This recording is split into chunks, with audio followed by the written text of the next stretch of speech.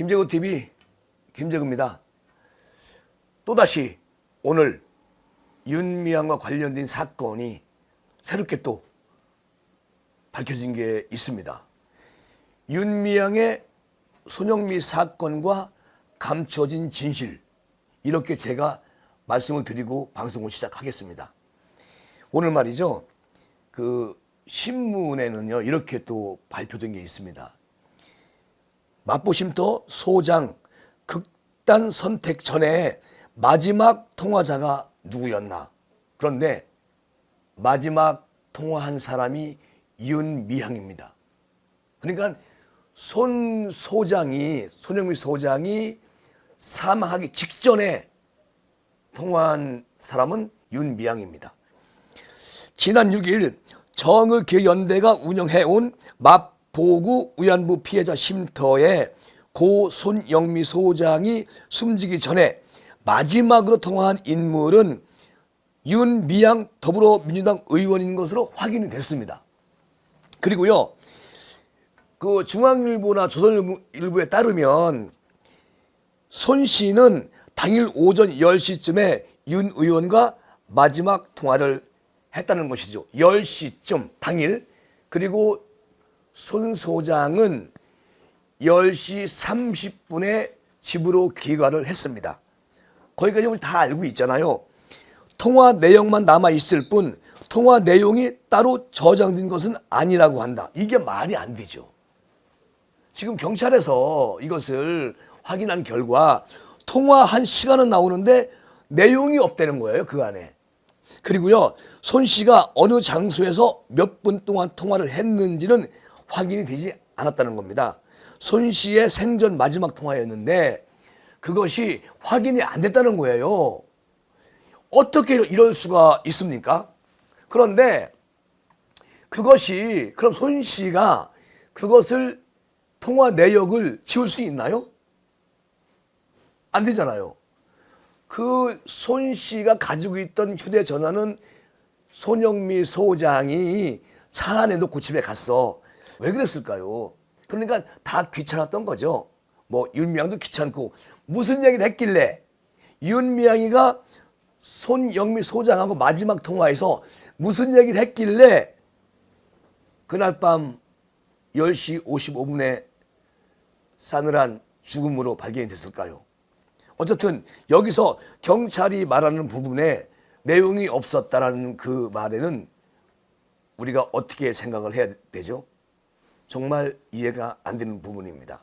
그리고 또 손 씨는 1시간이 채 안 돼 경기도 파주 자택에서 모습을 드러냈다.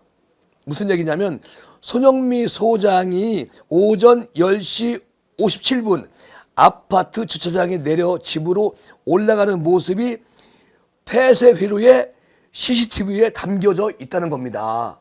그러니까 10시 57분에 아파트로 올라가는 모습이 잡혀 있는 것이죠. CCTV에. 휴대전화는 빈 승용차 조수석에 남겨둔 채였대요. 그러니까 자기 차 안에 조수석에 휴대폰이 있었죠. 그리고 손영미 소장은 밤 11시 55분경에 사망을 했습니다. 그리고 발견이 됐습니다. 경찰은 손 씨 휴대전화에 대한 포렌식을 진행했다. 경찰은 포렌식 결과물을 분석한 결과 손 씨의 죽음과 직접 연관성이 있는 내용을 발견하지 못한 것으로 전해졌다. 이게 참 아이러니한 부분이 이 부분이에요. 경찰이 발표하는 부분은 손영미 소장이 자살 아니면 타살 가능성이 없다는 그런 얘기인데, 여기서 휴대전화는 윤 의원 관련 의혹을 수사 중인 서울 서부지검에 압수된 상태라고 합니다. 그러니까 이게 맨 처음 경찰이 발견하고 이제 검찰로 이제 넘어갔어요. 휴대전화가. 네. 그 전에 경찰이 가지고 있을 때 이 휴대전화에 어떤 일이 있었을까요? 아무도 모르죠. 네. 그리고 손 씨는 약 12시간 대인 같은 날 오후 10시 55분쯤 자택 화장실에서 숨진 채 발견이 됐다. 뭐 다 알고 있는 사실이고, 그리고 이 분이 돌아가실 때 그 샤워기 줄로 본인이 목을 묶고 그렇게 고스란히 앉아서 사망 상태로 발견이 됐었죠. 그것도 의문점이 많았었습니다. 네.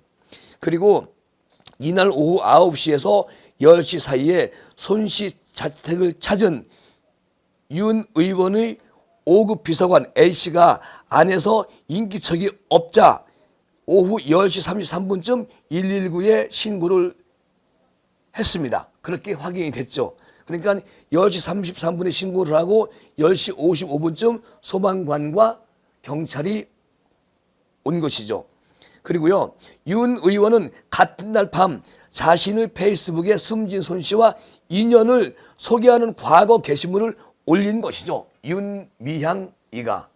그거는 뭐 다 몇 번 제가 방송을 했어요. 근데 이렇게 또 새로운 사실이 알려지고 있잖아요. 뭐냐? 윤미향이가 손영미 소장 사망 전에 통화를 했는데 그 안에 내용이 없다. 경찰이 그렇게 말을 하고 있어요. 예. 이게 어떻게 된 겁니까? 도저히 우리로서는 이해가 안 가죠. 네. 그리고 사람과 사람 사이에 흐르는 전류, 그만큼 강한 힘이 또 있을까? 손 씨가 세 번째 사표를 내던 날 저는 그 앞에서 엉엉 목 놓아 울면서 붙잡고 싶었다는 내용 등이 윤미향 페이스북 게시물에 올라와 있었어요. 그 당시에. 예. 그 손 씨가 사망하는 그 시간대에 이런 글이 윤미향이가 자기 페이스북에 올렸었죠. 자, 이 글은 손 씨의 부고 사실이 알려진 다음 날 삭제가 됐죠. 왜 삭제가 됐을까요? 의문점이 너무너무 많습니다. 여기 이 사망과 관련해서 윤미향이하고 그 비서관이 연관이 안 됐을까요? 이것이 정말 궁금증이 자꾸만 유발되는 부분이에요. 그리고 손 씨의 소식을 들었는지는 확인이 되지 않고 있다. 그러니까 윤미향이가 해당 글을 공유했던 이 시점에 손 씨의 소식을 들었는지는 확인되지 않고 있다. 그렇죠. 그거는 뭐 손영미 소장이 10시 55분경 사망이 밝혀지고 그리고 윤미향은 그 시간대에 페이스북에서 글을 올렸다가 그 다음날 소장이 죽은 걸 알고 그 글을 내렸다는 것이죠. 네.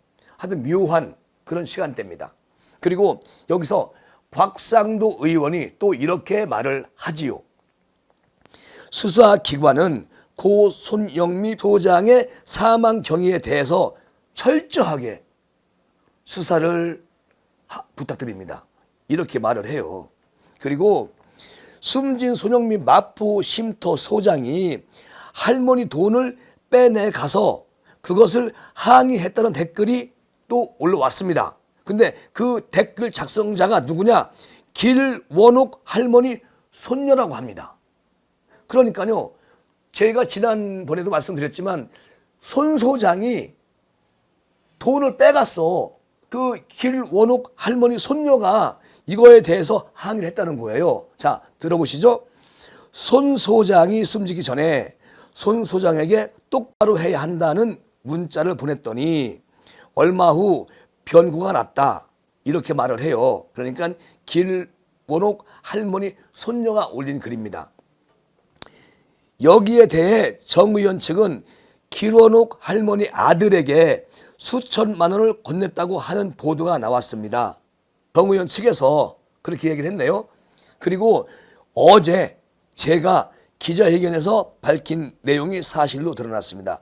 위안부 할머니를 돌본다면서 계좌 자금 관리까지 변고 전에 받은 문자와 사망은 어떤 연관 관계가 있는지 곽상도 의원의 페북에 올린 글이거든요. 그러니까 곽상도 의원은 이게 너무 앞뒤가 안 맞으니까 너무 의심이 가는 부분이 많다. 이런 얘기고, 또 핸드폰 포렌식 결과를 보면 문자 주고 받은 게 다 나와 있을 텐데 이것을 무시한 채 자살로 미리 단정을 짓고 서둘러 봉합해 주려는 경찰. 의심스럽죠. 왜 이렇게 빨리 일을 끝내려고 하는 이 사건을. 그러니까 곽상도 의원은 지금 앞뒤 안 맞는 말들. 정 의원에서는 아들한테 수천만 원을 건넨 걸로 보도가 나왔다. 그런데 또 지금 기록은 할머니 손녀는 SNS에 글을 올린 글에서 뭐라고 했습니까? 그 손영미 소장한테 그렇게 말했잖아요. 손 소장이 똑바로 해야 한다. 그리고 왜 이렇게 하느냐. 그렇게 글을 올렸는데 손 소장이 그 글을 봤는지 안 봤는지는 모르겠어요. 다만 그리고는 이제 사망을 했어요. 그 이후에 바로 이런 정황을 보면 지금 경찰에서 조사를 했고 그리고 이제 장례식까지 치렀어요. 그런데 왜 이렇게 서둘러서 빨리 이 사건을 봉합하는지 정말 모르겠다.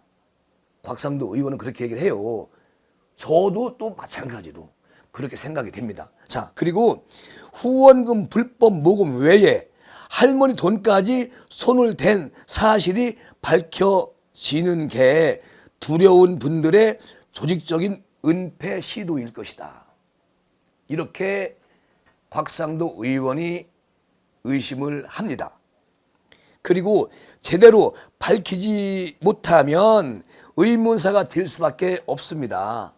제대로 밝히지 못하면 의문사가 될 수밖에 없습니다. 이렇게 곽상도 의원이 얘기를 하는데요. 이것이 지금 정말 이렇게 끝나면 안 되는 것이거든요. 분명히 여기에는 윤미향과 손영미 그리고 보좌관 그리고 그 외 또 사람들이 다 여기에 연관이 되어 있습니다. 이게 어마어마한 큰 사건이에요. 정말로. 그런데 이것을 경찰이 빨리 봉합해버리고 빨리 흔적을 지워버리자. 왜 경찰은 그렇게 하고 있을까요? 자, 제가 지난 시간에 말씀을 드렸습니다. 파주 경찰서장이 청와대에서 근무를 했어요. 파견 근무를. 누구 때? 민정수석으로 있는 조국 민정수석 때.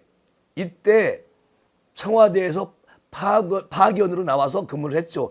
그리고 다시 파주 경찰서로 다시 서장으로 갔습니다. 그런데 지금 거기에 서장으로 있지요. 그러면 지금 이 윤미향 사건 터진 거예요. 그 손영미 소장 사망 사건.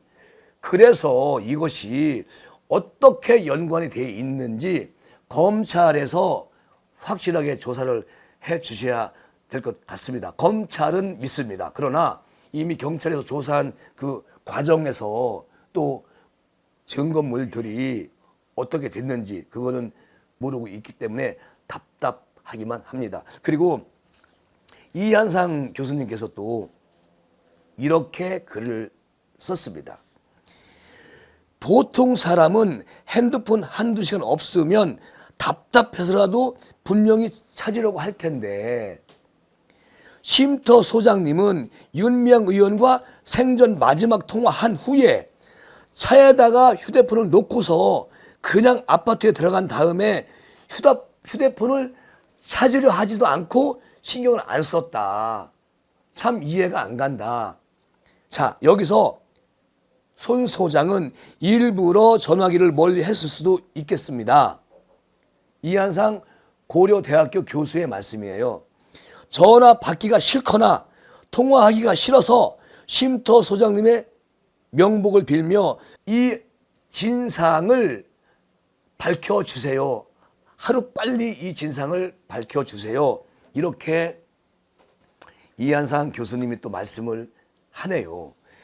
이것이 지금 대한민국에 엄청난 사건이 있어요. 이 사건에 개입된 윤미향 이분은 지금 국회에서 지금 있습니다. 그리고 국회의원이 된 다음에도 계속 페북에서 그리고 또 손 소장하고 마지막 통화 이런 정황을 보면 윤미향이는 이 사건에 아주 깊숙이 개입이 돼 있고 아마도 철저한 조사가 있어야 됩니다. 안 그러면 국민의 의혹은 계속 더 번지고 지금 더불어민주당을 신뢰할 수 없고 의심만 자꾸만 더 커질 뿐이죠. 네. 그러니까 이 문제는 분명히 확실하게 밝혀져야 할 문제죠. 이 시간은 이렇게 마치겠습니다. 고맙습니다.